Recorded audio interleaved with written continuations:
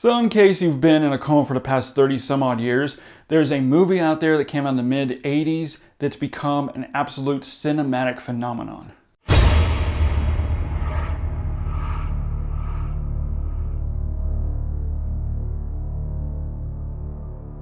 Hey guys, and welcome to our first out of 4 franchise videos for Terminator. This has been one of our most requested videos and one we've been working on for quite a while. We've been doing a lot of research on this. And again, as I said, we're going to have a series of videos. Starting with this video here with the Terminator, then going on Terminator 2, and then 3, 4, and 5. And then our last video is going to be discussing what can help save this franchise. So in 1984, James Cameron directed his first, well, technically a second feature, if you count this piece of crap. A super breed of killer fish that can swim, fly, and attack at any time. Piranha 2, Flying Killers. Yeah. So the Terminator was also produced by Gale Hurd, and as we all know, stars Arnold Schwarzenegger, Michael Biehn, and Linda Hamilton. I'm just going to give you guys a quick plot synopsis. Arnold Schwarzenegger plays a cyborg assassin killing machine sent back in time from the year 2029 back to the year 1984 in order to kill Sarah Connor. Why? Because you told me to.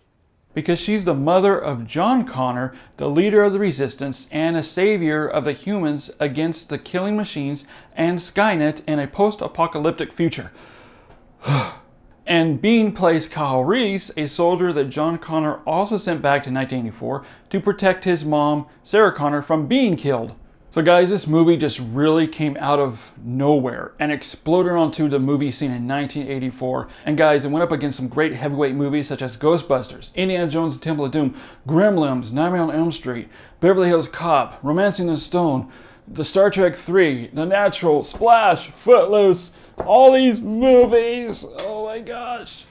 Here was this very small independent movie that just sprang up out of nowhere and really blew all those away at the time of its release. No one expected this to be the huge success as it was. Except for one man only. And that is the one and only writer-director James Cameron. You suck! I found an interview where he said that while he was in Rome promoting Piranha 2 in 1981, because Romans love all those Piranha movies, he ended up getting sick with a high fever and he had a nightmare about a metallic robot torso dragging itself from an explosion while holding kitchen knives. Yeah. Wonder what you were drinking that night.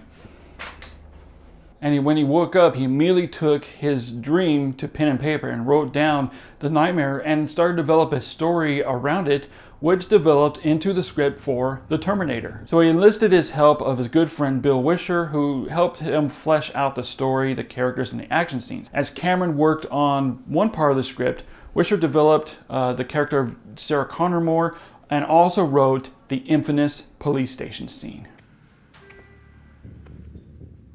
I'm a friend of Sarah Connor. I was told that she's here. Could I see her, please? No, can't see her. She's making a statement.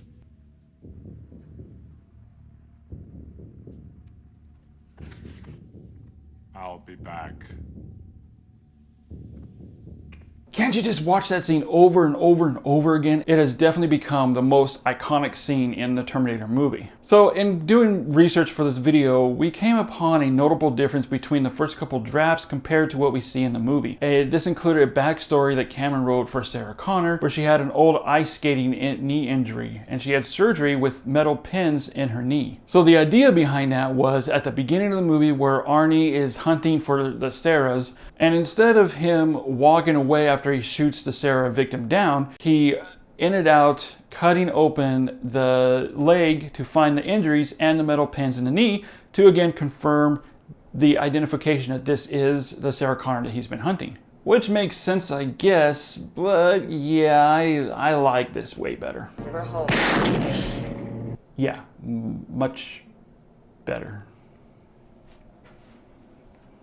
It's so wonderful. Now, writing the script, Cameron had resistance from the beginning, most notably from his agent. His agent continually pleaded with Cameron to toss out that loony sci-fi story and work on something more modern. And he told Cameron if he showed this to anybody, he would be laughed out of the offices and he would never get this silly thing greenlit, and instead make a modern day contemporary story, a love story that everybody will enjoy. Which I find hilarious that the director of these movies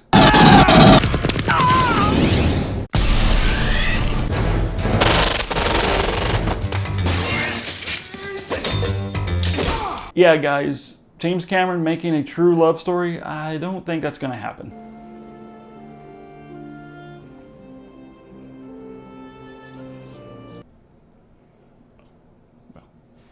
Yeah, I mean, he needed to win an Oscar, so I guess, yeah.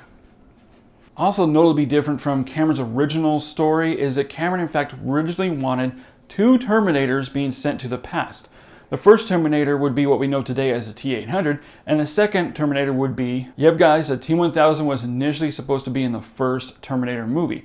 However, Cameron knew with the modest budget he had that technology just wasn't there yet to really make the effects of the liquid metal and the effects he needed believable. So reluctantly, Cameron scrapped that idea and saved it for another day, which again, of course, we know it to become Terminator 2.